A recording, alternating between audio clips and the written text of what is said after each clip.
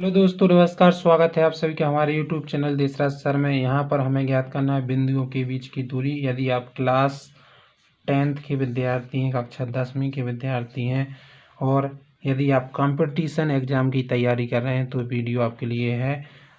हमारे पास दो बिंदु दिए हैं, 2, 3 यानी इसका मान है x1 और a है x2, a है y1 और a क्या है y2। तो दोस्तों x1 y1 x2 y2 के बीच की हमें क्या ज्ञात करनी है? डिस्टेंस ज्ञात करनी है, दूरी ज्ञात करनी है। तो हम वो कैसे ज्ञात करते हैं दोस्तों? सर्वप्रथम इसका सूत्र होता है दूरी का। दूरी बराबर होता है सूत्र, आपको लगाना है अंडर रूट। क्या लगाना है दोस्तों? एक अंडर रूट। फिर सूत्र है x2 माइनस x1 का स्क्वायर, x2 माइनस x1 का स्क्वायर। और फिर प्लस लगाना है। क्या लगाना है? प्लस। फिर लगाना है प्लस, फिर y2 माइनस y1 का स्क्वायर। ये फार्मूला है, सिंगल फार्मूला है दूरी, दो बिंदुओं के बीच की दूरी ज्ञात करने का। दूरी बराबर under root x2 minus x1 का square plus y2 minus y1 का स्क्वायर। अब हम इसमें मान रखेंगे। हमारे पास x1 का मान क्या है? 2 और x2 का मान क्या है दोस्तों? 4। तो हमें इस वाले समीकरण में मान रखना है। तो x2 का मान क्या रख देंगे? 4। क्या रख देंगे? 4। x1 का मान क्या रख देंगे? 2। तो 4 ऋण 2 और फिर लगा देंगे वर्ग। फिर प्लस का चिन्ह है। फिर y2 का मान क्या दिया है? 1 और y1 का दिया है 3। तो 1 ऋण 3 का वर्ग। यहाँ तक आप लोगों के लिए समझ में आ गया होगा कि दो बिंदुओं के बीच की दूरी ज्ञात करने का एक सूत्र होता है। दूरी बराबर under root x2 minus x1 का square plus y2 minus y1 का स्क्वायर। तो हमारे पास x2 दिया था 4, तो हमने यहाँ पर 4 लिख दिया। और x1 दिया था 2, तो हमने यहाँ पर 2 लिख लिया। 4 में से 2 का वर्ग और प्लस 1 में से 3 का वर्ग। फिर लगाएंगे कोष्ठ, फिर इसको सॉल्व करेंगे आगे। तो दोस्तों 4 में से 2 गए, कितना बचा? 2, तो 2 का वर्ग प्लस 1 में से 3 गए, तो बड़ी संख्या में से घटेंगे तो आंसर इसमें क्या आ जाएगा? ऋण आ जाएगा। 3 में से 1 गया, कितना बचा? 2, तो 2 का वर्ग। तो यहाँ पर क्या आ गया है? 2 का वर्ग क्या होता है? 4 और 2 का वर्ग क्या होता है? 4। ये प्लस का 4 आएगा क्योंकि ऋण की संख्या का गुणा ऋण में होता है तो उत्तर प्लस में प्राप्त होता है। तो 4 और 4 कितना आ गया? 8। 8 को हम क्या लिख सकते हैं? 8 को लिख सकते हैं 2 गुणा 2 गुणा 2, जिससे 1 2 क्या आ जाएगा दोस्तों? 1 2 आ जाएगा बाहर और 1 अंदर बचेगा 2।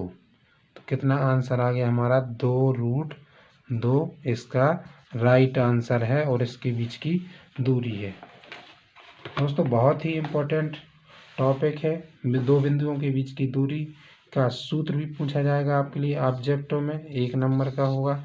और यदि ऐसा सवाल आता है तो 2 से 3 नंबर का सवाल आपके बोर्ड एग्जाम में अवश्य आएगा। इसे ज़रूर करके जाएं क्योंकि इस प्रकार के सवाल ज़रूर ही आते हैं। अब ये हमारा जो पहला सवाल था, हमने पहला सवाल किया। अब हम दूसरा सवाल करेंगे। दोस्तों ये हमारा दूसरा सवाल।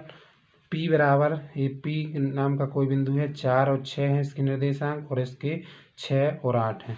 तो सर्वप्रथम ए क्या है? x1 और ए क्या है? y1। यानी x1 बराबर क्या है? 4, y1 बराबर क्या है? 6 और यहाँ पर ए x2 है और ए क्या है बीच में? y2। तो y2 का मान 8, x2 का मान 6। तो हमें दूरी याद करना है, अर्थात हमें P से Q के बीच की दूरी याद करना है। तो PQ बराबर, सूत्र क्या बताया था हमने?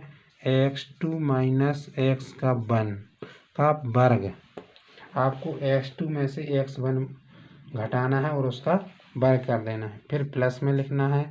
फिर y2 माइनस y1 का वर्ग। ये कर देना है इतना, और फिर आपके लिए अंडर रूट लगा देना है। x2 क्या दिया है यहाँ पर 6, तो 6 में से घटाएंगे गया 4, 6 में से 4 घटाएंगे स्क्वायर कर देंगे।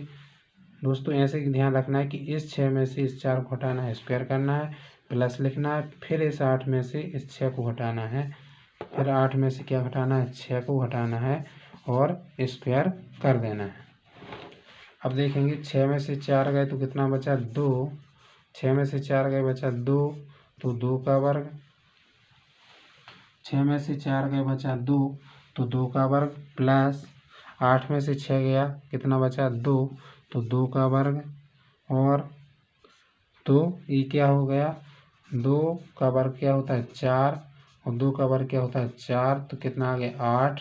अभी हमने हल किया था अंडर रूट 8 का मान क्या आएगा 2 करनी 2, और ये इसके बीच की क्या आ गई दोस्तों दूरी आ गई।